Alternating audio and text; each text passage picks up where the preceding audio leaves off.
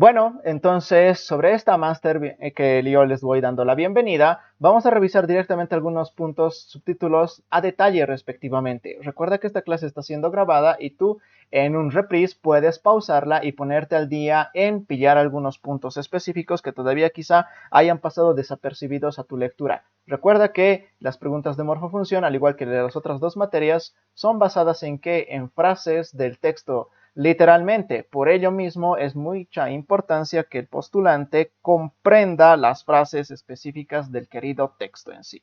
Bueno, ¿por qué rayos yo tengo que saber sobre las articulaciones sinoviales? Para empezar, yo tengo que saber que las articulaciones sinoviales son el tercer tipo de la clasificación anatómica del texto, ¿no? Con respecto a este tema en sí. Primero he atravesado las articulaciones fibrosas y las cartilaginosas. Ahora me topo con el 9.4, que son las sinoviales en sí. Para empezar, vale la pena saber una cosa. Todo lo que me van a contar sobre la anatomía de las estructuras sinoviales está perfectamente dicho en esta señora imagen y sus conceptos mínimos son los que yo tengo que saber para pelear alguna pregunta de examen. ¿Y todo asociado a qué? A enfermedades, que justamente es el justificativo de la última máster que hemos hecho en sí, ¿no? Recuerda, si algún momento tú te pierdes y al decir, ¿por qué rayos tengo que aprenderme esta parte del cuerpo humano? ¿O por qué tengo que saber cómo funciona esta parte del cuerpo humano? Es porque hay alguna enfermedad que tiene que ver con esto y que tú tal vez con la especialidad o siendo de medicina general puedas ayudar a tratar y puedas ayudar a resolver a una persona o por lo mínimo sepas a dónde dirigir a ese paciente para que reciba ayuda especializada. Recuerda que el tema de las articulaciones lo manejan dos especialidades principalmente, pero no únicamente. Eso es hablar de, por ejemplo, la traumatología y ortopedia y lo que vendría a ser la querida reumatología. Y justamente de eso es lo que tenemos que hablar en la parte final de este punto. Estructura de las articulaciones sinoviales. Me acompañan y pueden pausar en cualquier momento para marcarse los puntos importantes. Las articulaciones sinoviales tienen características parecidas sobre todo a qué? A que las distinguen de los otros tipos de articulaciones. Para empezar, tienen el requisito más importante. ¿Por qué rayos se les llaman articulaciones sinoviales? Porque lo que poseen es una cavidad sinovial entre los huesos que se articulan. Recuerda la ley de Oro, ¿no? Dado que la cavidad sinovial permite movimiento considerable en una articulación, y esto, toda la frase que está marcada es la ley, es la regla de oro de articulaciones. Con eso, ¿cuántas preguntas no se sacan?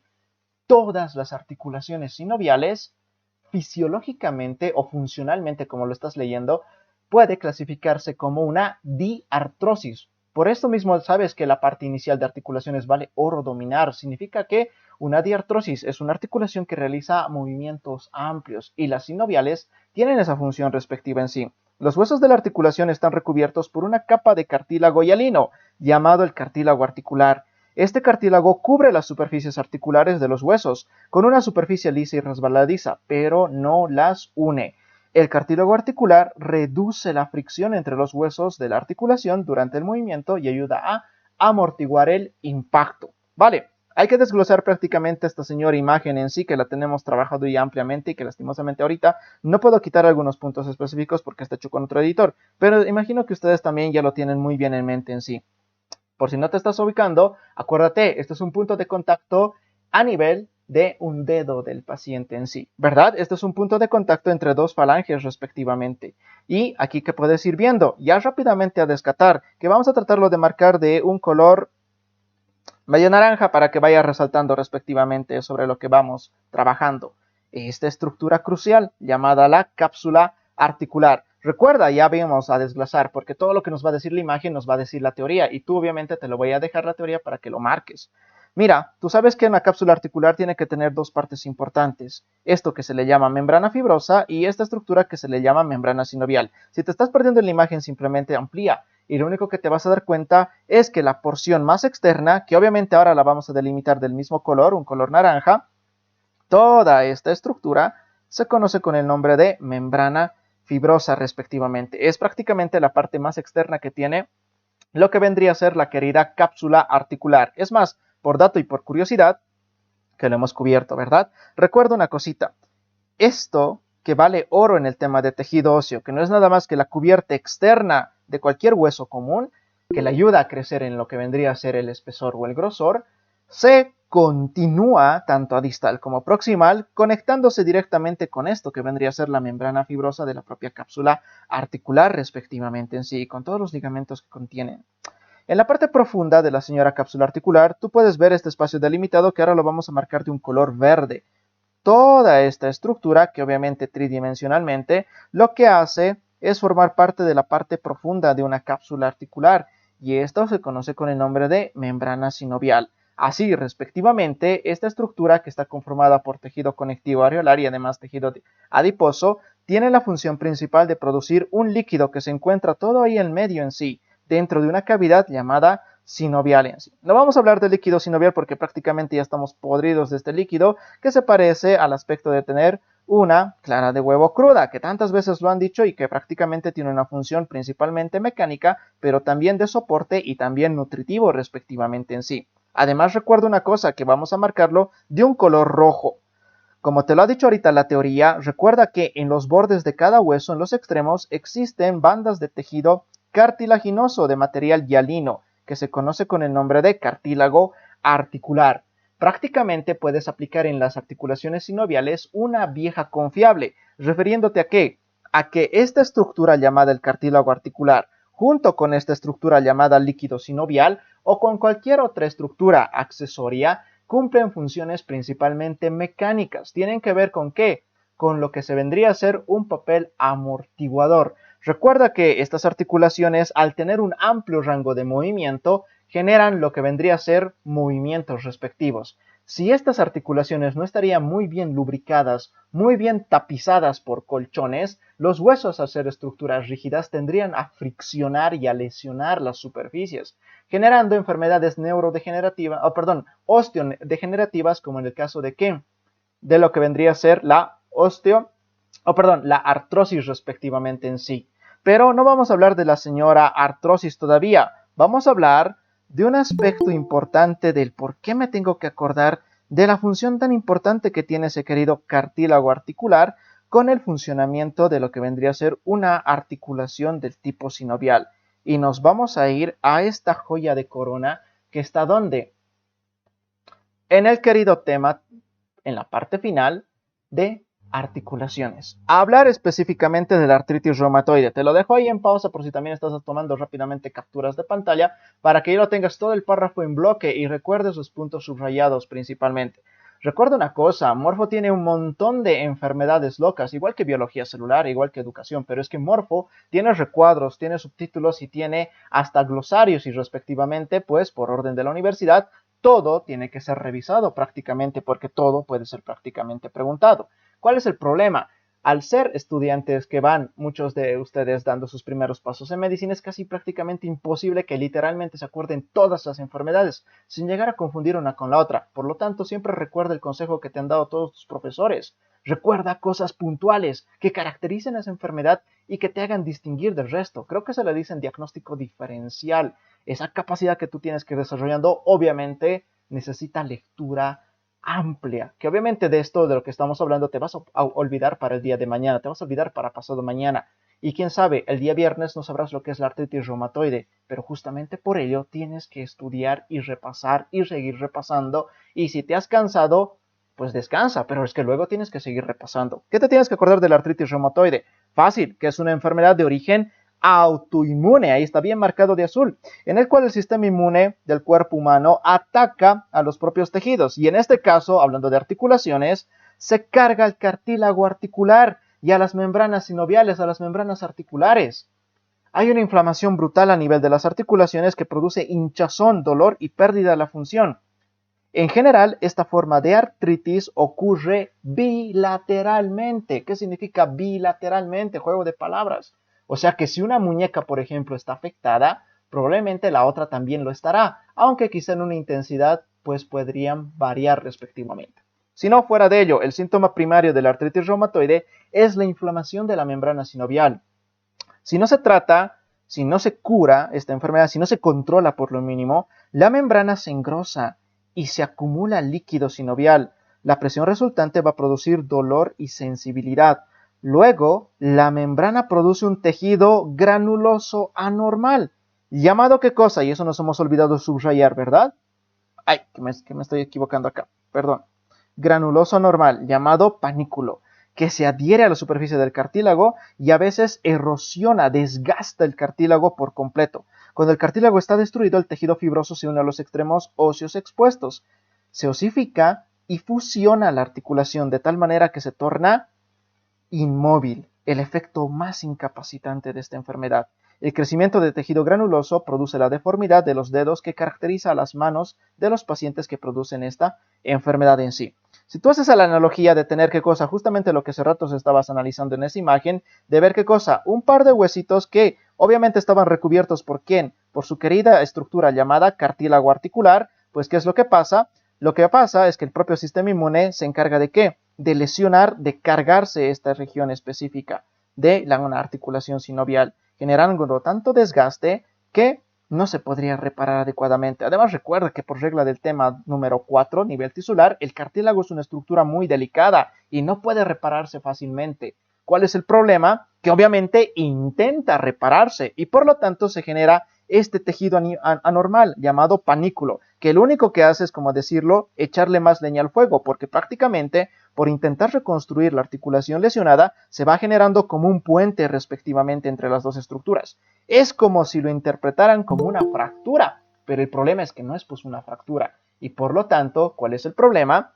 Que al generar una estructura fibrosa que conecta las dos estructuras respectivas y que lesiona y sigue inflamando más aún la articulación, prácticamente estos huesos acaban conectándose porque el material obviamente se osifica, pero haciendo perder a esta articulación su joya de corona que lo hemos mencionado. Recuerda, toda articulación sinovial fisiológicamente es una diartrosis, pero una articulación sinovial enferma por artritis reumatoide pierde la diartrosis y se convierte automáticamente en una sinartrosis, lo que quita ese amplio rango de movimiento y la capacidad de utilizar los dedos para el paciente. Por eso hay que controlar esta enfermedad. Guiño, guiño, un dato muy importante revelado en el nuevo libro de biología celular. Las que están llevando ya, o ya tal vez algunos ya han terminado el tema de proteínas, tema número 4, cuando tú estás hablando acerca de las proteínas, te hablan acerca de un medicamento que obviamente no te lo dicen directamente, pero el metotrexato es el medicamento de elección en el tratamiento de la artritis reumatoide porque mejora el pronóstico del paciente. Es más, cuando llegues a reumatología en cuarto año y lleves artritis reumatoide, a ti te dicen artritis reumatoide y tú dices metotrexato, ya sabes que tienes que darle al paciente porque justamente hacer un potente antiinflamatorio puede controlar esta enfermedad en sí. ¿Vale? Muy bien, entonces, con respecto a la artritis reumatoide y guiño guiño, con respecto a su prima, a la artrosis, acuérdate esto que ya ha sido mencionado en otra máster, que ya hemos hablado de la artrosis respectivamente. Recuerda lo que está marcado ahí en la parte final. Dos diferencias principales con la artrosis versus esta que acabamos de ver es que la artrosis primero afecta articulaciones grandes como las rodillas y las caderas. Además que la artrosis es degenerativa, es por desgaste, por uso, es de los viejitos o de las personas obesas que por su peso recae encima tanta la fuerza, ¿no? La presión del peso del cuerpo que va desgastando el cartílago articular, pero es que el problema es mecánico, es desgaste. En cambio, la artritis reumatoide es autoinmunitaria, tiene un origen inflamatorio propiamente dicho. Además que la artritis reumatoide pega articulaciones pequeñas respectivamente. Obviamente que entre quién es más frecuente, la artrosis o la artritis reumatoide, pues la más frecuente es la artrosis. Justamente por eso es la razón más frecuente de ¿qué? De reemplazo de cadera o de reemplazo de, o sea, prótesis. El paciente va a prótesis respectivamente por ello. ¿Vale? Nos despedimos de la señora sinoviales de momento. Obviamente para ver lo del líquido y demás hay otras masters que ya están subidas incluso no al canal, entonces puedes ir a revisar eso rápidamente. Y hacemos un salto enorme ¿a dónde? A un tema que también ha hecho un guiño guiño muy importante en las proteínas. ¿Por qué tenemos que hablar de las proteínas? Porque creo que es uno de los temas en donde casi todos los grupos de medicina actuales están ahí atrapados en el avance de biología celular, explorando el nuevo libro de Alberts. Entonces, por si no, o por si sí, o ya lo han pasado hace mucho tiempo, que tal vez creo que algunos ya están más avanzados, están en el tema 7 u 8, ya creo, revisando lo que es el ADN, pues no importa, el chiste es simplemente repasar algunas cosas importantes. Pero bueno, si nosotros nos hacemos un salto enorme, ¿hasta dónde? Hasta segundo parcial, tenemos que llegar hasta un tema específico que es el de los sentidos especiales. En esta máster vamos a aprender una cosita muy simple y muy sencilla, que por si acaso hay que tener en cuenta del a ver, y si me lo preguntan, pues en sí no tendría que fallar nada de eso. Además, vale la pena saber acerca de la anatomía y la fisiología del aparato lagrimal. ¿Por qué? ¿Por qué no? Es una respuesta. No, ¿Por qué? Porque, a ver, fuera de broma, apruebes o repruebes el curso básico, tú vas a llorar. Y está dicho en sí. Y entonces tendrás que saber cómo funciona tu aparato lagrimal en ese proceso respectivo. Apruebes o repruebes, igual vas a acabar llorando en sí por una u otra razón. Aparato lagrimal. El aparato lagrimal, y ahora sí, esto lo damos por completo y obviamente ¿qué tenemos que hacer? Nos tenemos que apoyar de su querido simulador respectivo para ir analizando cada una de las estructuras respectivas. Espero que esta cosita cargue un poquito rápido porque realmente me desespera que cargue demasiado lento en sí, ¿no? Pero pido muchas disculpas que mi querida tableta pues funciona también un poquito ya a carbón, que es de la época prehistórica en sí, ¿no? Pero por lo menos sigue dando. Hay que darle ánimos a esta querida señora a que se vaya. Sí. Ánimo, ánimo, ánimo, ánimo. Listo, tenemos ahí puesto y pues a revisar. Y si no, tienes aquí también algunos puntos respectivos, ¿verdad? En esta señora imagen y cada una de estas estructuras está pues puntualmente dicha en su querido simulador respectivo. Bueno, puedes pausar este video y ponerte al día respectivamente. El aparato lagrimal, ¿qué es? Un grupo de estructuras que lo único que hacen es producir y drenar el líquido lagrimal en un proceso que se le llama la lloración, ¿verdad? La lacrimación. Las glándulas lagrimales, cada una de ellas con la forma y el tamaño de ¿qué? Cuidado que te digan, con el tamaño de una manzana, con el tamaño de una papaya, con el tamaño de una almendra. Secretan, sí, pues una papaya vas a tener ahí arriba, ¿no? Bueno, de algunos tal vez que sí, las María Magdalenas, los que lloran, ¿no? De todo y de nada. Cada una de ellas con la forma y el tamaño de una almendra. Secreta un líquido lagrimal que drena a través de 6 a 12 conductos excretores lagrimales, que se vacían sobre la superficie de la conjuntiva del párpado superior. Creo que esa estructura no está muy bien descrita acá, porque además simplemente me pintan algunas conductos respectivos. Mira que aquí te pintan 1, 2, 3, 4, pero tú sabes que hay una mayor cantidad que obviamente están echando todo ese drenaje hacia esta porción superior respectivamente del ojo, que luego lo vamos a explorar más a profundidad en su querido simulador y así dicen, ah, sí, eso nomás había sido.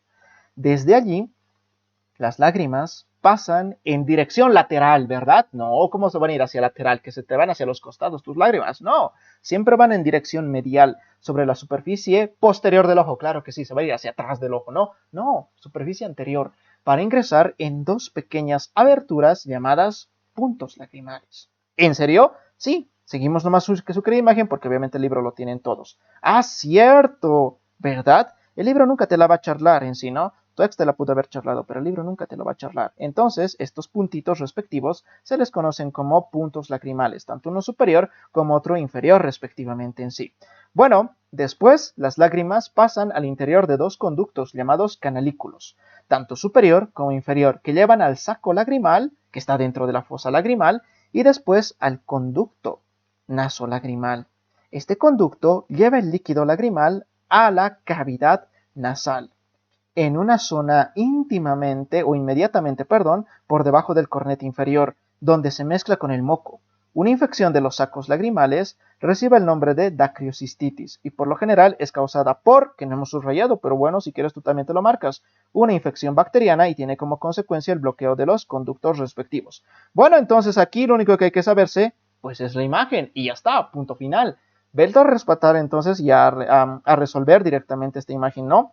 Punto y anotado en sí. Bueno, lo de rojo no podemos borrar, me van a disculpar. Bueno, entonces seguimos el trayecto. Recuerda, tienes a las glándulas lagrimales y estas vacían su contenido en estas estructuras que, mira, solamente sigues las flechas. ¿Llamadas qué cosa? Los conductos excretores. De ahí, las lágrimas, recuerda, siempre van en dirección medial, a medial. Y por lo tanto se dirigen a estos puntos correspondientes, los cuales son el inicio de estas estructuras llamadas conductos lagrimales, o mejor dicho, canalículos, lagrimal superior e inferior, los cuales se vacían en esta estructura enorme llamada saco lagrimal, el cual vacía todo su contenido en este resto de conducto denominado conducto nasolagrimal, que obviamente se vacía ¿hacia dónde? Hacia las estructuras internas de la propia cavidad nasal. Vamos a explorar un poquito esa relación justamente del aparato lagrimal con su querido simulador respectivamente. Y ojo, sorpresa, pues claro, claro que sí, aquí tenemos a toda esta bestia, ¿no? Enorme producto de la lloración de tantos alumnos y tantos docentes y de tantos profesores que justamente pues la medicina, ¿cómo no te hace llorar con tantas cosas que tienes que aprender, estudiar, volver a repasar y no? Y eso es un martirio del día a día, pero como muchos ya lo han dicho, somos masoquistas y seguimos estudiando medicina, aunque todos los días me dicen que no estudie, que estoy a tiempo de no postularme a la carrera de medicina. Ahí están pues los conductos respectivos. Obviamente no son todos los respectivos. Y simplemente todos ellos vacían las lágrimas hacia la porción anterior del globo ocular. Y obviamente las lágrimas van a tener un recorrido en dirección medial respectivamente, ¿verdad? Ahora eso se va a abrir ¿hacia dónde? Hacia esta estructura mínima y pequeña. Perdonen que esta cosa se esté rayando, pero es que cada vez que me acerco a veces tiende a totalmente desfigurarse, llamados los puntos lagrimales y los conductillos respectivamente, ¿no? Tanto superior como inferior. Ahora si te fijas, toda esta estructura llamada el saco lagrimal está perfectamente relacionado con ¿quién? Con este huesito. Que ojo, guiño guiño, tú ya sabes su dato de oro en el tema de esqueleto axial, que son los huesecillos más pequeñitos que tiene, ¿no? Todo el cráneo del paciente respectivamente. Ahora, fíjate, este saco lagrimal se va a continuar con lo que vendría a ser una estructura llamada el conducto. Obviamente para ello hemos retirado ¿a quién? Al señor hueso maxilar respectivamente. Y recuerda lo que tu libro te ha dicho. Mira, mira, mira que nos metemos en la cavidad nasal. Y justamente con relación ¿a quién? A esta estructura que se le llama cornete nasal inferior, que sabes que es un hueso suelto. Si vemos por la parte inferior, ahí estamos viendo ¿qué cosa? El conducto de drenaje respectivamente de las lágrimas. Obviamente eso es del lado derecho, que del lado izquierdo también tendrá su conducto respectivamente, ¿no? Viendo en sí. Obviamente que de este ya lo hemos retirado con fines didácticos en sí, ¿vale? Listo, entonces con esa partecita simplemente hay que seguir el orden de drenaje. Y para ello te lo dejo esto, ¿verdad? Además, eso es lo guapo de Morfo. En Morfo solamente tienes que saber lo que está con negrilla, porque el resto de palabras es relleno, es su definición. Entonces, son los puntos a seguir. Recuerda que la dacriocistitis significa ¿qué cosa? Una inflamación de los sacos lagrimales en sí. Curiosidades y nos vamos de este subtítulo. Recuerda, las glándulas lagrimales están inervadas ¿por qué fibras? Por las fibras parasimpáticas. La pregunta de oro, ¿qué nervio te hace llorar? ¿Qué nervio te va a hacer llorar de emoción frente a tu resultado del curso básico? Pues el nervio número 7, el nervio facial. Vale, el líquido lagrimal producido por las glándulas es una solución acuosa que contiene sales, algo de moco y algo que, guiño guiño, lisosima, ¿verdad? ¿Qué es la lisosima? Ala, que esto también se ve en el tema de proteínas, ¿no? En biología celular. ¿Qué es la lisosima? Es una enzima protectora de características bactericidas. Creo que biología te enseña específicamente en el libro, el nuevo libro de Albers, donde le pega a la señora bacteria, más específicamente dicho en sí. El líquido lagrimal es muy útil porque protege, limpia, lubrica y humedece el globo ocular. ¿Será que me tengo que subrayar todo esto? No, hay muchas cosas que tú tienes que decir, tiene sentido en sí, si no, ¿para qué más estarían las lágrimas en sí, no? Después de haber sido secretadas por la glándula lagrimal, el líquido se dispersa sobre la superficie del ojo, siempre en dirección medial. ¿Gracias a quién? Al parpadeo. Eso es una muy buena noticia, es decir, cada vez que tú parpadeas, distribuyes la lágrima parejamente sobre la superficie de tu ojo. Recuerda el dato de oro, cada glándula produce alrededor de 1 mililitro de líquido lagrimal por día, pero obviamente eso depende, ¿verdad? Si estás en un día muy feliz o en un día muy triste donde puedes llorar hasta litros y hasta se te puede salir tu cerebro, ¿no? Por tu nariz respectivamente. Pero por promedio pues va 1 mililitro. Y cuidado que estos son los datos calcados, ¿no? Que a veces una persona, claro, es que los números son un dolor de cabeza y las unidades que son, bueno, esos números que te lo memorizas porque ya no hay cómo pensarlo, te lo aprendes con algún mnemotécnico, te lo tatúas, no sé, te das los modos respectivos. Y nos vamos con esta última parte. Las lágrimas son eliminadas tan pronto como son producidas, ya sea porque se evaporan o que pasan a los conductos lagrimales, ¿no? Y luego la nariz. Empero, cuando alguna sustancia irritante llega a contactar con tu conjuntiva, las glándulas son estimuladas para aumentar la secreción. Por ejemplo, no sé, si te picas los ojos con tus manos pura yagua, puro locoto, o porque has picado cebolla y esta ha sido muy hostil contigo, pues ahí está. La lacrimación es un mecanismo protector, ya que las lágrimas diluyen y retiran las sustancias irritantes del globo ocular. Una cuestión muy puntual que esto yo justamente no estoy muy de acuerdo, pero es que, chicos, la facultad en las preguntas de examen se cierra a lo que dice el libro, ¿no? Nosotros sabemos que podemos cuestionar esta frase que dice solamente los seres humanos expresan con el llanto sus emociones. Y yo digo, tanto de la alegría como tristeza, ¿solo los humanos será así? Yo pienso que no, ¿no? Es más, creo que esto está cuestionado hasta por los veterinarios de que muchos animales pueden expresar mediante el llanto también sus emociones respectivas, pero si digamos le entraría esta pregunta de examen así, literalmente como una frase, solamente los seres humanos expresan con llanto sus emociones, tanto de alegría como tristeza, ¿qué responderían ustedes? Ahorita, ¿ustedes qué responden? ¿Verdadero o falso?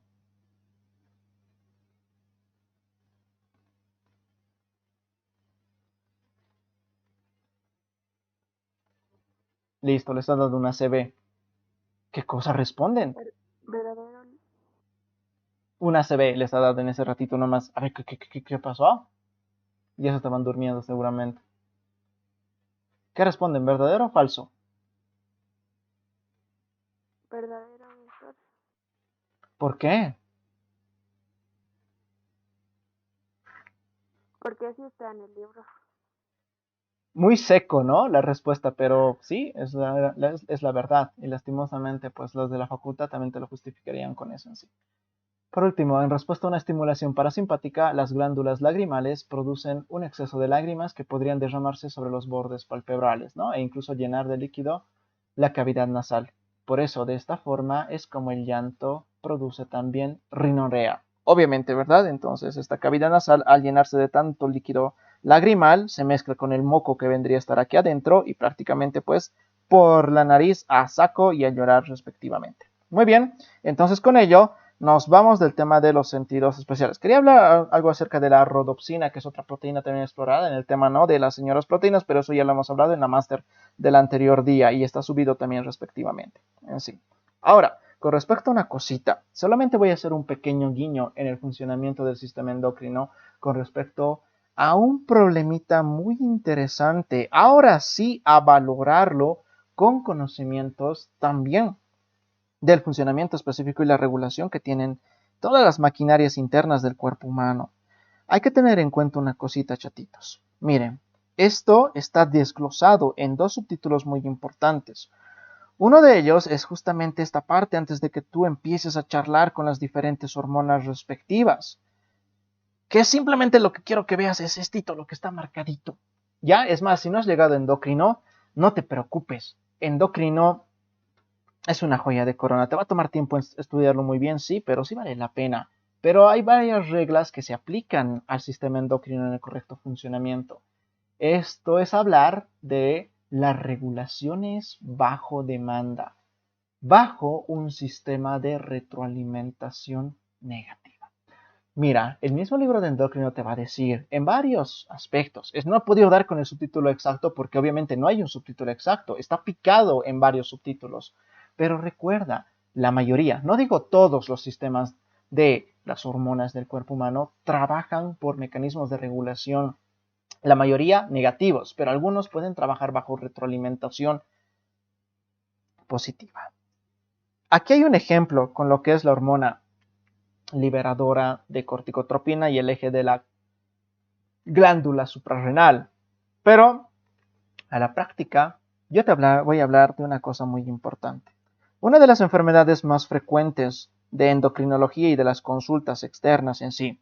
Obviamente no digo de la más frecuente, porque la más frecuente ya ha sido hablada muy específicamente en otra máster, ¿no? Pero vamos a irnos a otra que tiene que ver con un top casi número 2 en las enfermedades metabólicas del sistema endocrino. Y eso es hablar simplemente de esta pequeña partecita. Es más, mira, te lo voy a dejar hasta ahí para que si estás tomando capturas, te marques hasta acá. Desde acá hasta acá donde he hecho las marcas. Eso es hablar de la enfermedad de Graves, ¿vale? Ahora, en esto necesito hablarte de una cosita. Mira, ¿qué cositas te han explicado en el tema 1? Es que el tema 1 nosotros lo despreciamos demasiado porque obviamente todo el mundo se lo sabe, pero al final de cuentas la pregunta es, ¿lo sabes aplicar en el resto del tema? Y ahí es la cuestión de que si realmente lo has aprendido muy bien en sí. Bueno, a mí me enseñan en el tema número 1 que la mayoría de los sistemas de retroalimentación negativa tienen que ver con una situación, la cual es siempre revertir. Para ello hay que revertir ¿qué cosa? Condiciones controladas. Condiciones controladas. Qué feo suenan esas palabras, ¿no? Condiciones controladas. Ejemplo, la temperatura, los niveles de glucosa, los niveles ya, cualquier cosa. Mira, relacionado a la enfermedad de Graves, tú vas a aprender, obviamente no aquí en Morfo, porque escapa ya de los conocimientos de este libro, pero lo vas a aprender en tus libros de endocrinología, que existe un par de hormonas muy importantes, llamadas la T3 y la T4, que son las llamadas hormonas tiroideas. Bueno, estas señoras hormonas tiroideas se producen dentro de una querida glándula casi en forma de letra H que se localiza ¿dónde? Qué feo dibujo yo, pero sí, es que yo soy médico, yo no soy un dibujante, no soy un artista plástico, sino estaría haciendo otras cositas en sí. Esta señora glándula localizada en el cuello del paciente en la región cervical anterior, por delante de la señora tráquea, se le llama glándula tiroides. Obviamente la señora glándula tiroides trabaja bajo estimulación de un señor eje que está mucho más arriba, una sección muy importante conocida como el señor hipotálamo, que obviamente está conectada con una región muy importante de una glándula que se sitúa dentro de la silla turca del hueso esfenoides, que obviamente huesos, todos se enamoran de huesos y todos saben lo que es la silla turca del hueso esfenoides. Esa glándula se le llama hipófisis. Como disco rayado lo que te enseñan en el tema del sistema endocrino es siempre el eje hipotálamo, hipófisis y la glándula en blanco en sí. Tienes que acordarte una cosita, en el hipotálamo se produce una hormona que se le conoce con el nombre de hormona liberadora de tirotropina. Esta hormona, por circulación, baja hacia la hipófisis, hasta la adenohipófisis, y ordena a las células a que biosinteticen a una hormona que se le conoce con el nombre de hormona estimulante de tiroides, la TSH. Esta hormona que se libera en el torrente sanguíneo llega hasta ¿dónde? Hasta lo que vendría a ser la glándula tiroides. La estimula a sus células, que obviamente con especificidad y con tranquilidad se lo ve en clases presenciales, a que biosinteticen y liberen a estas dos hormonas potentes. Vale, los efectos de la T3 y la T4, que obviamente se liberan en la sangre, hasta pueden medirse. Así como los niveles de glucosa, los niveles de calcio, se puede medir en unidades o en miligramos. Obviamente vamos a tener un valor inferior y un valor superior, que son sus rangos de normalidad, que los laboratorios te lo informan. Obviamente esos rangos no están en este libro, pero los vas a aprender más adelante en medicina interna. ¿Qué hace un sistema de retroalimentación negativo? Mira, si por ejemplo los niveles de T3 y de T4 están disminuyendo demasiado, caen, ¿qué es lo que va a pasar? Automáticamente todo el sistema se va a activar. ¿Qué pasa si tienes en tu cuerpo humano niveles tan bajos de T3 y de T4? Obviamente el que se va a enterar de todo eso es el señor hipotálamo. Y el señor hipotálamo va a activar a todo este sistema respectivo, que va a conseguir ¿qué cosa? Que los niveles de T3 y T4 se vayan incrementando, revirtiendo la situación. Obviamente que si tú tienes niveles de T3 y de T4 demasiado altos, automáticamente ¿qué va a pasar con este sistema? Se va a bloquear, va a parar la liberación, porque la pregunta es, ¿para qué más necesito? Por lo tanto, si esto se me está saliendo de extremo, ¿qué va a pasar? Otra vez se va a revertir y va a volver a condiciones normales. Es más, en el tema 1 te han dicho, la mejor manera de entender los sistemas de retroalimentación es explorando el sistema endocrino, porque obviamente ahí todo el rato estamos devolviendo a los niveles normales. Si se te sube, hay que bajar. Si se te baja, hay que subir. Eso es retroalimentación negativa. Entonces ahí es donde va manteniendo. Claro, esto es en una persona normal. Pero yo no estoy hablando de una persona normal. Estoy hablando de una persona que tiene una enfermedad llamada hipertiroidismo. Una de las formas más frecuentes de hipertiroidismo, que hay varias formas, es la enfermedad de Graves, que también ocurre de 7 a 10 veces más en ¿quién? En mujeres que en hombres, usualmente jóvenes antes de los 40. La enfermedad de Graves es un trastorno autoinmune. Ahí está, otra lista. Estás viendo esta clase 2 autoinmunes, la artritis reumatoide y ahora estás viendo a la Graves. La enfermedad de Graves es un trastorno autoinmune en el cual la persona produce anticuerpos, inmunoglobulinas, que se disfrazan, simulan la acción de la hormona estimulante de tiroides. Los anticuerpos estimulan continuamente la tiroides para que crezcan y produzca hormonas tiroideas. Un signo primario es el agrandamiento de la tiroides, que puede ser de 2 a 3 veces más grande. Los pacientes frecuentemente tienen hinchazón particular detrás de los ojos, llamada exoftalmos, un edema, que causa la protrusión, los ojos saltones. Es más, el libro tiene una fotito para ti, ¿no? Esto. Claro, esta es tu mirada al ver las preguntas de examen, ¿no? Tus preguntas. Mis alumnos ahí ven su test del día lunes y ¡ay, qué madre mía me han preguntado! Y que los asesino, que 2 preguntas de su test han sido habladas en la máster anterior. Les he regalado 2 preguntas, no he cambiado nada. Y aún así se atreven a fallar. ¡Qué vergüenza! Es lo único que puedo decir en sí, ¿no? Pero bueno, la decepción, la traición, pero es que ni modo, ¿qué vamos a hacer? Así nomás es la vida. exoftalmos. El tratamiento puede incluir ¿qué cosa? Remoción quirúrgica o utilizar material radioactivo para cargarse a la glándula respectivamente. Bueno, obviamente como te lo he dicho, no te vas a acordar de todo esto literalmente de la enfermedad de Graves, pero por lo mínimo yo me tengo que acordar una cosa. ¿Qué cosa me tengo que acordar de la enfermedad de Graves? Que hay un anticuerpo que simula ser ¿qué cosa? La TSH, un tipo de inmunoglobulina, un anticuerpo que se disfraza de TSH y que falsamente va hacia la glándula tiroides y potencia la liberación de la T3 y la T4. Eso obviamente activa todo el sistema de las hormonas tiroideas y hace que el cuerpo humano esté prácticamente hiperactivo con la tasa de metabólica basal totalmente alta. Y tú sabes qué son las manifestaciones clínicas. Obviamente, eso tiene que ver con ¿qué? Con un exceso de liberación de T3, T4. Prácticamente estas hormonas son activadoras del cuerpo humano. Aumentan la frecuencia cardíaca, aumentan la presión arterial, aumentan la frecuencia respiratoria. El paciente está muy delgado, está casi hiperactivo, está con la temperatura alta. Todo su sistema está metabólicamente activo en sí. Obviamente para más detalles hay que revisar, ¿no? Puntualmente y más específicamente las funciones de T3 y T4, pero ahí lo tienes a un paciente por el cual incluso estas células de esta glándula, al ser todo el rato estimuladas, que tienes que trabajar, liberar más hormona, tienes que trabajar, liberar más hormona, ¿qué va a pasar con esta glándula?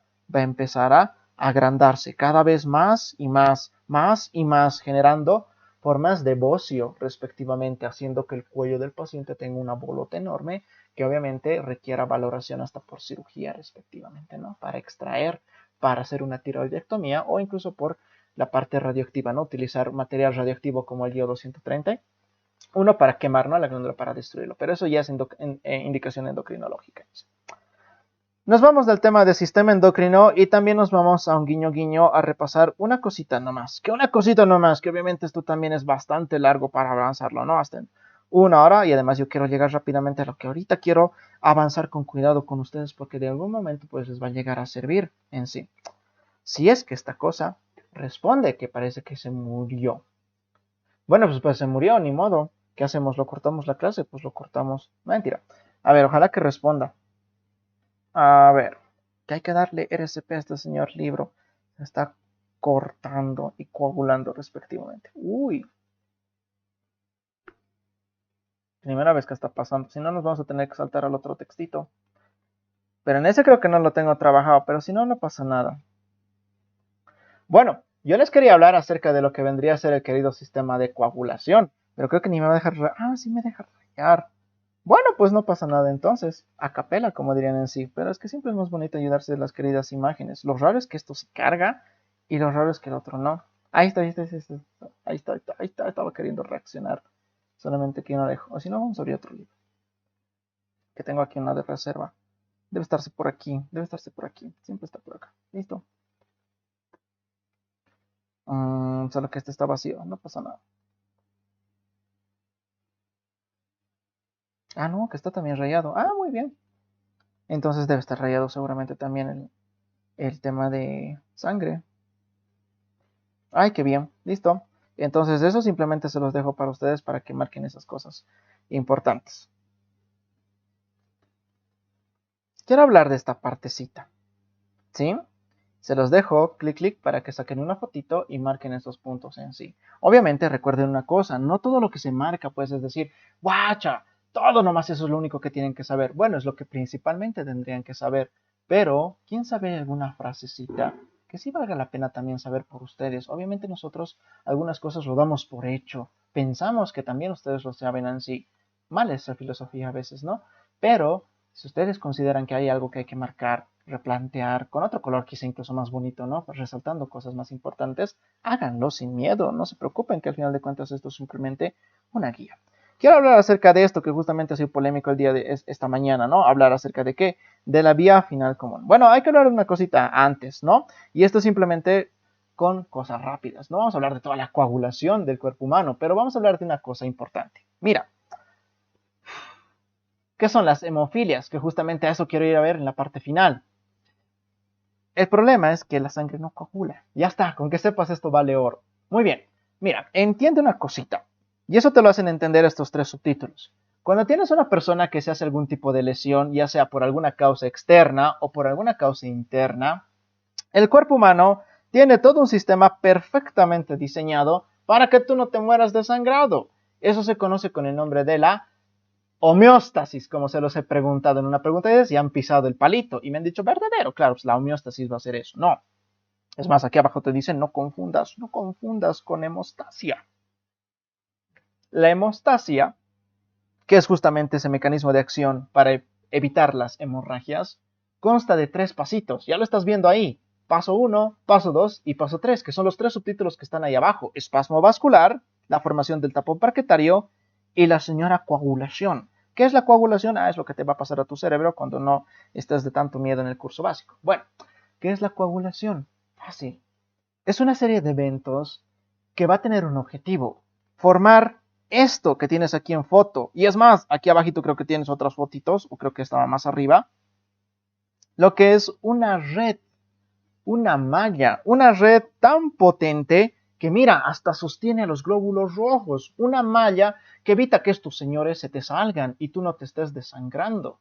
Esta malla está tan perfectamente creada por proteínas de coagulación que es casi infalible. Obviamente hay cosas que pueden sobresalirse por esos espacios tan pequeñitos. Sí, pero te ayuda de alguna manera a mantener la sangre dentro de su cañería correspondiente.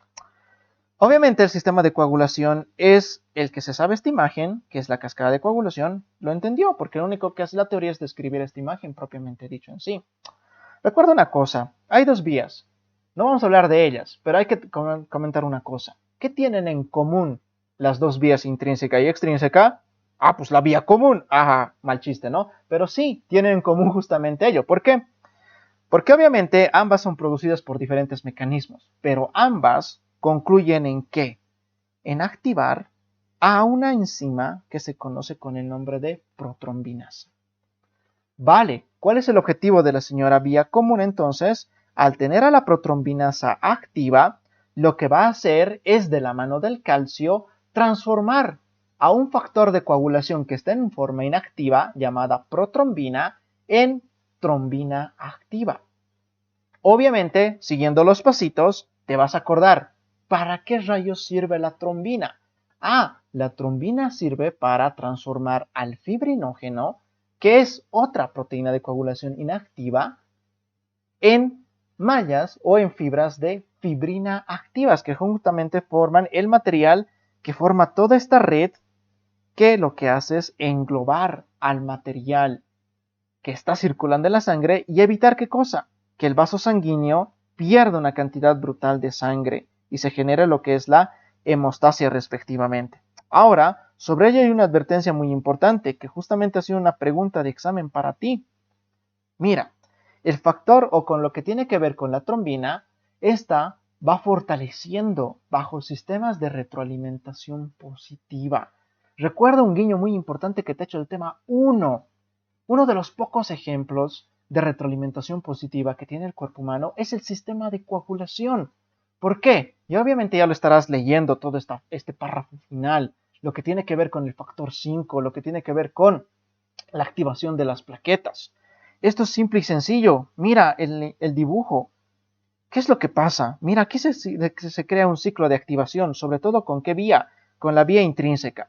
Bueno, con palabras simples. ¿Qué pasa en la vía intrínseca? Por alguna razón, esta cañería se ha roto.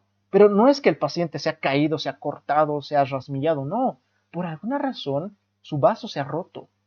Debe tener algún tipo de enfermedad, no me voy a pelear con eso, pero por alguna razón se rompió su vaso. Eso automáticamente ha hecho ¿qué cosa? Que las células del endotelio de la pared que estén dañadas han expuesto el colágeno hacia el material que estaba rodeándolo, es decir, por ejemplo, al propio plasma sanguíneo. Es más, las plaquetas que se han lesionado con la acción van activando ¿a quién? Al factor 12 respectivo, y de la mano de calcio ayuda a activar al factor 10. Obviamente este activa la protrombinasa, claro, pero sigue las flechas verdes. Mira, ¿qué hace la trombina? Recuerda, la trombina no simplemente transforma el fibrinógeno en fibrina, sino lo que hace es también por mecanismos de retroalimentación positiva activar a más plaquetas. ¿Qué consigues activando a más plaquetas? Activar a más fosfolípidos plaquetarios que lo único que hacen es ayudar en liberar una mayor cantidad de factores de coagulación. que todo el rato se van sumando a la malla de fibrina y van fortaleciendo el coágulo, se va haciendo cada vez más y más grande. Es más, la trombina sigue activando al factor 5 de la coagulación, que lo único que hace él, junto con los fosfolípidos de aquí arriba, recaer en seguir activando a más protrombinasa, que sigue activando a una mayor cantidad de protrombina, y el ciclo es infinito, hasta que obviamente el tejido se repare y se lise, se destruya el coágulo porque ya no se lo necesita en sí. Pero prácticamente ese es el efecto que ejerce la trombina. Como conclusiones, el sistema de coagulación, que obviamente con todo detalle y con más calma lo vas a ver en clases presenciales, depende de ciertos factores, según la vía que yo esté hablando, pero requiere un orden específico para que uno, como si fuera un efecto dominó, active al siguiente del ciclo y al final se tenga esto: hebras de fibrina consolidadas que formen esa malla que sostenga la sangre y que evite que se salga de las cañerías respectivas. Porque el problema está justamente donde, en la señora hemofilia. Que obviamente, no sé si esto ya está marcado, pero si no, pues lo vamos a tratar, lo vamos a trabajar justamente aquí, pues si es que no está marcado y ya está, no nos hacemos ningún tipo de problema. Bueno, no está marcado acá, no pasa nada. ¿Qué nos podemos acordar de la señora hemofilia? Pues para empezar, ¿qué les parece esto? Ya está, entonces tú solo sigues leyendo. ¿Qué pasa si tienes un paciente con un déficit hereditario? Se ha nacido con un déficit hereditario en la coagulación. Pucha, este paciente va a tener, ¿qué cosa? Hemorragias espontáneas e incluso hemorragias después de traumatismos muy leves. Ahora, dato de curiosidad. Es el trastorno hereditario de sangrado más antiguo que se conoce. Un poco de historia. Siglo II después de Cristo. En general, la hemofilia afecta a los... Eso sí sirve saber. A veces se le llama enfermedad de la realeza. ¿Por qué? Porque muchos descendientes de la reina Victoria de Inglaterra, comenzando por uno de sus hijos, han tenido esta enfermedad. ¿Qué pasa en lo que es la hemofilia? Hay deficiencias de distintos factores de coagulación. Algún factor no le falta, el factor 8, el factor 9, el factor 7, no lo sé, pero el más común es, ¿no? La hemofilia A, la hemofilia B, eso lo vas a ver en hemato cuando estés rotando ya en cuarto año, pero por lo menos ya vas sabiendo las bases. Y por lo tanto, si tú lo sigues leyendo, lo único que te dice es eso: el paciente sangra y sangra y sigue sangrando y sigue sangrando. Entonces, sáltate. ¿Cómo lo tratamos de una manera básica? Obviamente esto es bajo indicación del hematólogo, que es el principal especialista que tendría que ver este tipo de pacientes y al que siempre hay que estar recurriendo para una mejor valoración en sí. Obviamente al paciente hay que hacer, ¿qué cosa? Transfusiones de plasma fresco o incluso transfundir factores de coagulación, concentrados de los factores de coagulación. ¿Para qué? Si le falta, hay que darle. Y también el uso de un medicamento que aquí está mencionado, aunque no es tantomente utilizado, lo que es la desmopresina en sí. Pero esto varía pues según la indicación del señor especialista. Entonces, con solo ver las palabras en azul, di una cosa: ¿qué pasa en la hemofilia? Para empezar, es un déficit hereditario. En segundo, es bastante antiguo. ¿Se da más en quién? En los varones. ¿Cuál es el problema? Que hay un déficit del factor de coagulación. ¿Cómo se lo trata? Pues hay que reponerlo respectivamente en sí. ¿Listo? Eso con respecto a este señor tema de sangre. Y ya para irnos, que obviamente hubiera querido hablar de las estatinas, pero eso lo vamos a hacer mañana porque hay que hablar de la enfermedad arterial coronaria. Y como esta cosa no está abriendo ahora, vamos a ver si es que esta cosa abre. No, parece que sigue muerta. Voy a tratar de recuperar entonces más tardecito. Ni modo. Vamos a poder entonces trabajar respectivamente este señor texto. ¿Qué es este, no? Nos vamos a hacer un salto enorme al sistema inmune. ¿Sí? Y simplemente vamos a explorar una tablita que sí, vale la pena saberla muy bien para el examen. A esta señora tablita. Pero obviamente, antes hay que hacer un leve comentario simple y sencillo. Hay que hablar acerca de los señores anticuerpos o las llamadas inmunoglobulinas, gamma globulinas también dichas en sí. Bueno, no me voy a liar tanto. Es más, me voy a apoyar de una imagen que la tengo por aquí arribita, que es justamente esta. Mira qué interesante. Obviamente esto lo vas a ver con toda calma en las clases presenciales y lo vas a marcar respectivamente en sí. Mira, te presento una cosa, y es más, si es primera vez que tú lo estás viendo. Cuando tú llegas al tema de nivel tisular, cuando estás viendo el tejido conectivo ya te van hablando de este tipo de células. Obviamente no lo hacen con la suficiente profundidad. Luego, por segunda vez, te vuelven a guiñar en el tema de sangre. Te hablan acerca de los glóbulos blancos. Hay diferentes tipos de glóbulos blancos. Entre ellos están los llamados linfocitos. Entre los linfocitos hay diferentes tipos de linfocitos. Hay los linfocitos T, hay los linfocitos natural killer y hay estos, los linfocitos B. Mira qué dato de curiosidad. Y obviamente esto lo fortifica el libro nuevo, ¿no? De biología de Alberts, en el tema de las proteínas. Te hablan que en la superficie de un linfocito B que está inactivo existen estas proteínas que tienen forma de letra Y o forma de letra T, llamadas inmunoglobulinas, gamaglobulinas, anticuerpos, como quieras decirlo. Vale, ¿qué está haciendo este linfocito B? Mira, los microbios, como virus, bacterias, cualquier sustancia, cualquier antígeno que ingrese en tu cuerpo, es algo extraño, lo que tiende a hacer es ir a aproximarse a la superficie de ese linfocito. Es más, estos queridos anticuerpos trabajan como si fueran antenitas conectoras, que justamente lo que hacen es ahí, a través de su región variable, conectarse con el antígeno de superficie de ese microbio en sí y reconocerlo. Trabajan como si fueran unas grampitas o como si fueran unos adhesivos para unir respectivamente a los microbios de las células B. Obviamente la célula B, al tener algún bicho extraño que se le ha colado a su receptor, despierta de su querido sueño, se activa. Obviamente hay otra forma de activarlo, pero eso obviamente lo tendrás que ver en otro punto. Pero cuando el linfocito B se activa al reconocer a alguien extraño que está ingresando en el cuerpo humano, empieza a hacer la de Naruto, que nosotros le decimos así, ¿no? Los que han visto Naruto pues saben que este hace sus clones de sombra y se multiplica rápidamente en sí.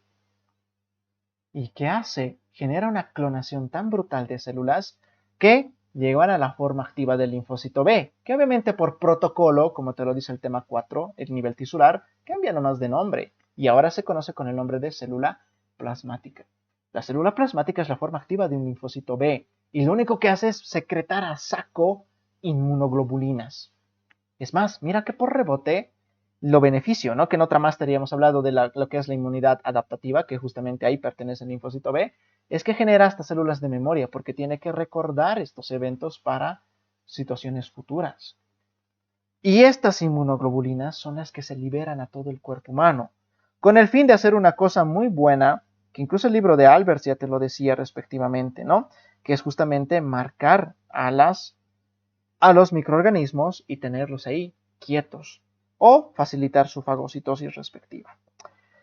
Esta estructura, obviamente tú con toda calma lo vas a ver en tus clases de biología y lo vas a fortificar cuando veas el sistema inmune, al saber que una cosa, que las cadenas livianas y las cadenas pesadas forman parte de la estructura cuaternaria que tiene una inmunoglobulina. Y hay que tener en cuenta una cosa, que es justamente a lo que ahora quiero hablar contigo de eso. Esta región, que se le conoce como la región constante de una querida inmunoglobulina, es justo la pieza clave que te ayuda a identificar los diferentes tipos de inmunoglobulinas que tiene el cuerpo humano. Eso es llevarte a esta tabla de oro. Mira, aquí, con solo ver a estas 5, ya te has dado cuenta que se arma un mnemotécnico muy simple y muy sencillo, ¿verdad? Las inmunoglobulinas o los anticuerpos del cuerpo humano son GAMD.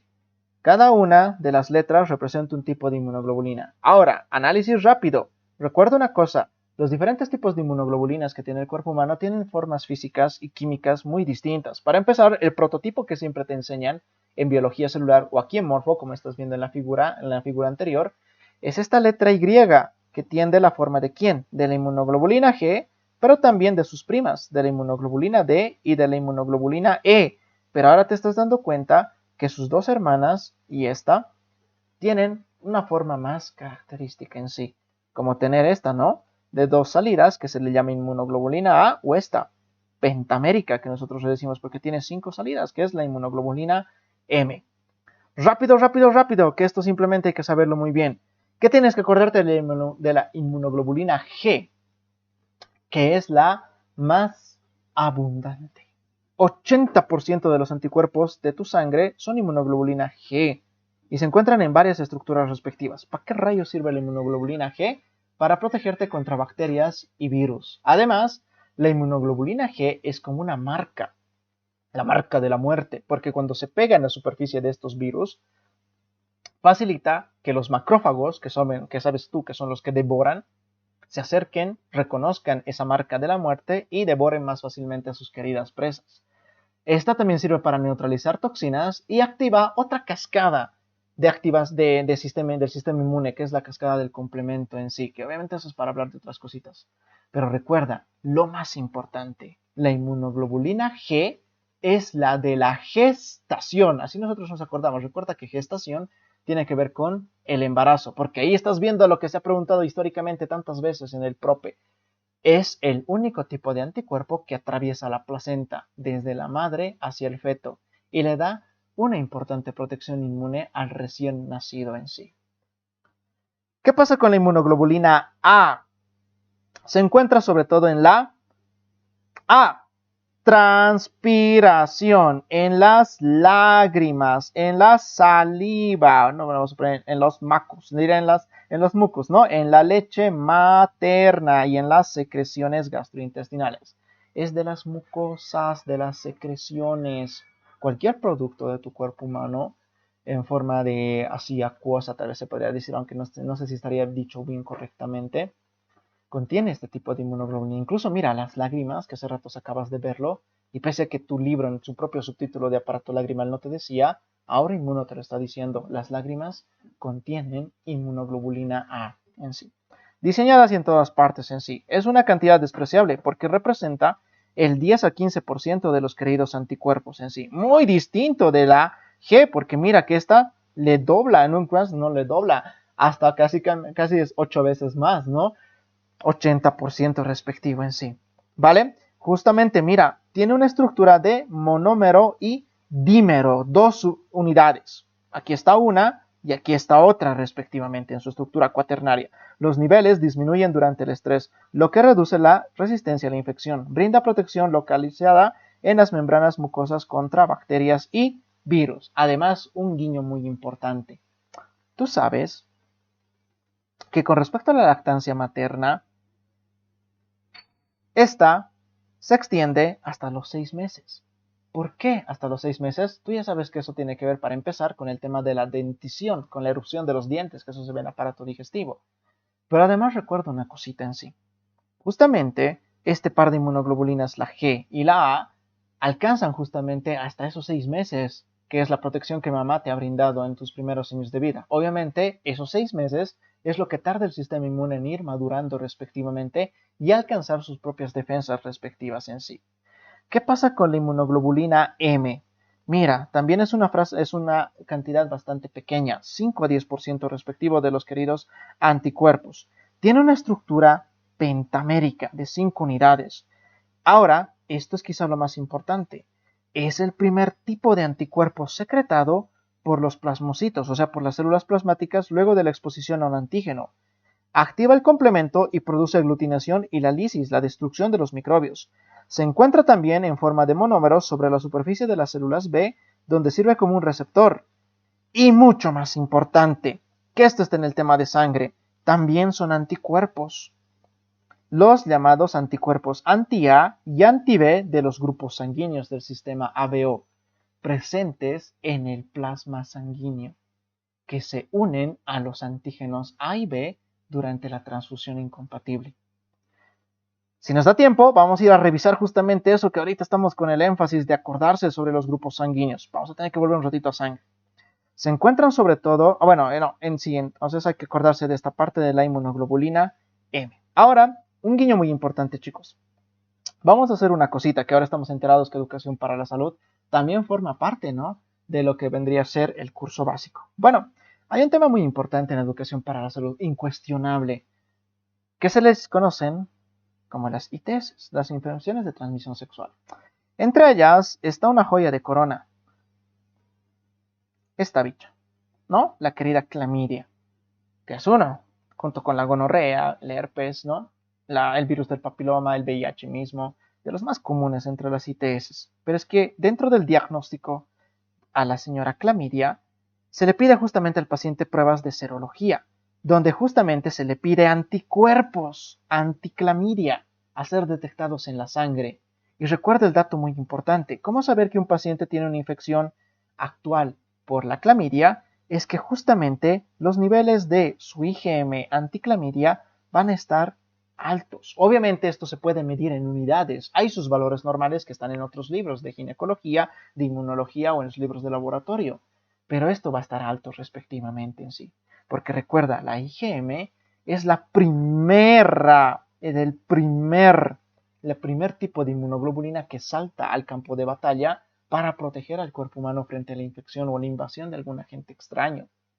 En segundo lugar, recién viene esta, la inmunoglobulina G. Por eso en algún paciente cuyas pruebas serológicas den este tipo de resultados, cuya inmunoglobulina M esté muy alta y la inmunoglobulina G esté en sus niveles normales, quizá un poquito bajos o un poco elevados, es que tienes un paciente con una infección activa.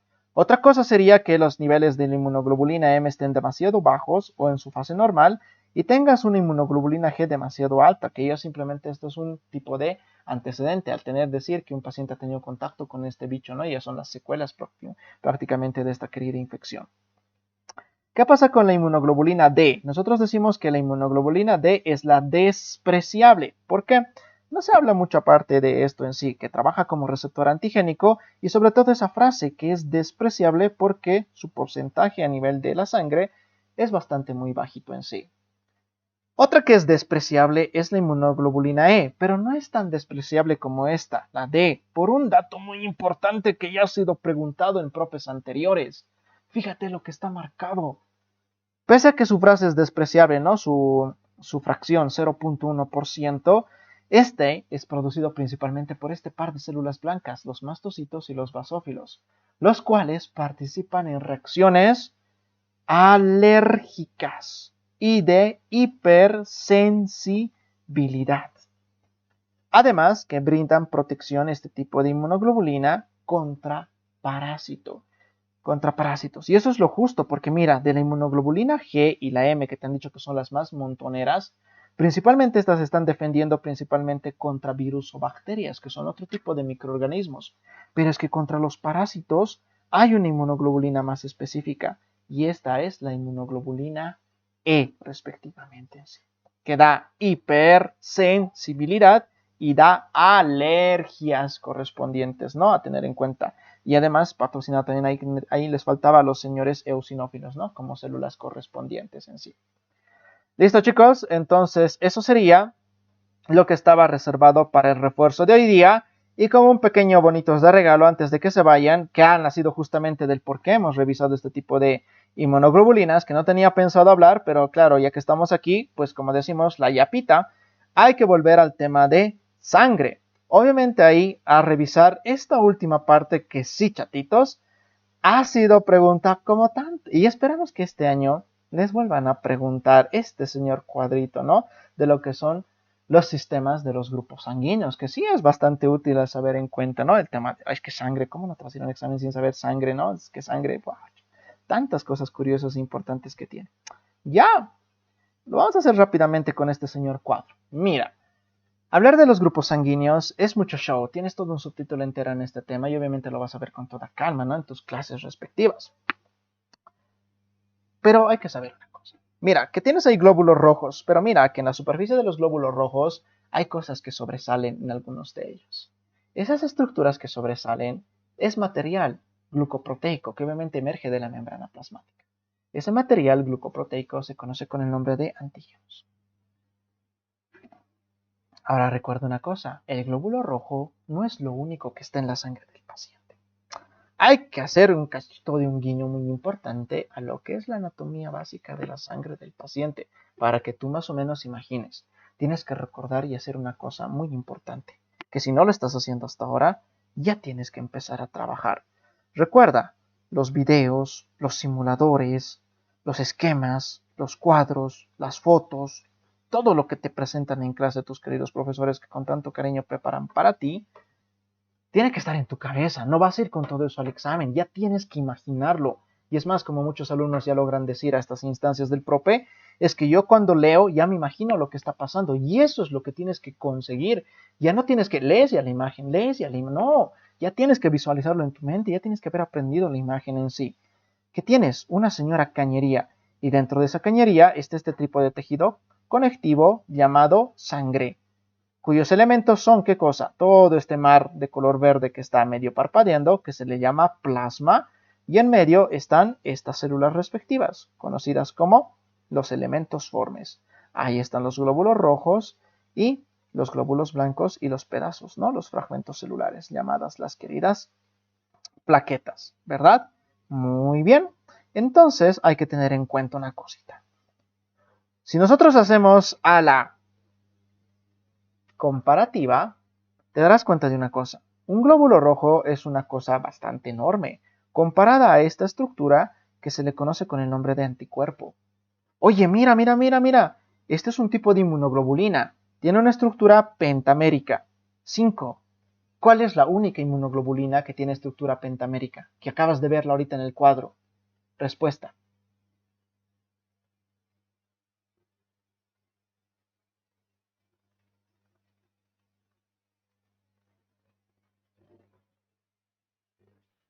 Cri, cri, que ya se han dormido. La M. La M, ¿verdad? Que la A era así. Esta es la inmunoglobulina A. La otra, la G era así. Lo mismo era la E, lo mismo era la D. Pero esta estructura pentamérica era la inmunoglobulina M. Mira qué curiosidad. En las reglas de lo que es la transfusión te va a decir el libro una cosa. No molestes. La transfusión es una ciencia que hay que llevarla con cuidado. No es nomás pasarle sangre al paciente porque sí. Hay que hacer pruebas de compatibilidad sanguínea siempre. Ya hace mucho tiempo atrás se ha dejado los conceptos de donante universal y de receptor universal. Eso está en la época del dinosaurio. Recuerda una cosa. Como reglas de la sangre, todo paciente tiene anticuerpos justo en contra del tipo de sangre que no posee. Mira, los pacientes que pertenecen al sistema ABO pueden ser de 4 grupos distintos. Pueden ser pacientes del grupo A, cuyos glóbulos rojos tienen en su superficie el antígeno A y cuya sangre, en el plasma, existe el anticuerpo llamado anti-B. Es lo mismo para este otro paciente que pertenece al grupo B, porque sus glóbulos rojos en su superficie tienen el antígeno B, pero su plasma contiene anticuerpos anti-A. Si yo solo te dejo esta foto, ya te deberías dar cuenta que aquí se aplica la regla de que todo paciente tiene anticuerpos contra el grupo sanguíneo que no posee. Por eso, darle sangre del tipo B a un paciente del grupo A es una locura total, es cárcel, porque sabes que ese paciente en su sangre tiene anticuerpos anti-B y en cuanto reconozcan a los glóbulos rojos que están entrando, los van a destruir. Tiene soldados preparados para matar a la sangre del tipo B, entonces está diseñada para destruirla. Por eso estos pacientes solo pueden recibir su sangre correspondiente. Ahora, aquí hay dos preguntas. ¿Por qué hay pacientes que pertenecen al grupo AB y pacientes que pertenecen al grupo O? Los pacientes que pertenecen al grupo AB es porque en su superficie contienen ambos tipos de antígenos. Entonces ponte a pensar, por lógica, ¿tendrán estos pacientes anticuerpos anti-A o anti-B? Y la respuesta es no. No tendrían que tener anticuerpos porque te imaginas que tengan anticuerpos. Destruirían sus propios glóbulos rojos porque reconocerían el mismo. ¿Y qué pasa con los pacientes llamados del grupo O 0, como quieras decirlo?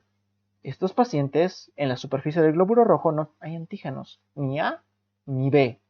Por lo tanto, estos pacientes sí tienen anticuerpos contra los dos tipos, anti-A y anti-B respectivamente. Pero recuerda lo que Inmuno te acaba de decir. Este tipo de anticuerpos es mediado por la inmunoglobulina M. Por eso, en el punto de las transfusiones, hay que recordar una cosa, la compatibilidad es muy importante. Antiguamente, se decía una cosa. ¿Qué cosa? Que los pacientes del grupo AB eran pacientes llamados receptores universales. Por una cuestión, como en su sangre no tienen ningún anticuerpo, en teoría, y vuelvo a decir eso, en teoría, no en la práctica, podría recibir este paciente todo tipo de sangre, porque por lógica, al no tener anticuerpos, no reaccionaría su sangre contra cualquiera de las otras. Como que también en la Edad Antigua, a los pacientes del grupo O se les conocía con el nombre de donantes universales, porque obviamente en la donación solo se donan los glóbulos rojos, se pueden extraer, purificar eritrocitos en los paquetes globulares, y obviamente al donar estos glóbulos rojos a los pacientes de los otros grupos, como sus glóbulos rojos no tienen antígenos en su superficie, por más de que el paciente tenga anticuerpos, estos anticuerpos no van a poder pegarse a los antígenos y no van a poder reaccionar en una reacción transfusional. Claro, obviamente vuelvo a decir, eso en teoría. Por eso antiguamente a los pacientes del grupo se les conocía con el nombre de donantes universales. Eso en teoría, por cuarta vez creo que estoy diciendo. ¿Por qué lo digo así? Porque históricamente ya ha sido preguntado esto también, que sabes que el propedéutico está totalmente muy atrasado en muchas cosas en sí, están fuera de la realidad, pero es que no sé, sabes que hasta por tonteras y por fregar preguntan cosas, a veces útiles, sí, muy útiles en la práctica actual, y a veces cosas de curiosidad o porque sí se les antojó, ya lo han preguntado sobre quiénes eran los donantes universales y quiénes eran los queridos receptores universales en sí, ¿vale? Entonces, eso por hoy. Espero de que esta corta clase haya sido un poquito de tu ayuda ya para repasar cosas importantes, para enterarte de cosas que todavía te faltan quizá por ver más adelante y que tengas un poquito de material ya trabajado para que cuando realmente te toque ver el tema respectivamente en sí, ¿vale? Recuerda siempre conectar los temas, que mira, estas cosas van saliendo fruto de revisar temas específicos ya hasta en desorden en morfofunción o incluso asociado al nuevo libro de biología celular. Recuerda que al final de cuentas, si bien en el propedéutico estás viendo todo como si fuera materias, todo por temas, separadito, no es así el conocimiento en general, el conocimiento es uno solo y todo se consigue por fusionar los temas respectivos tanto de las tres materias, biología celular, morfofunción y educación para la salud.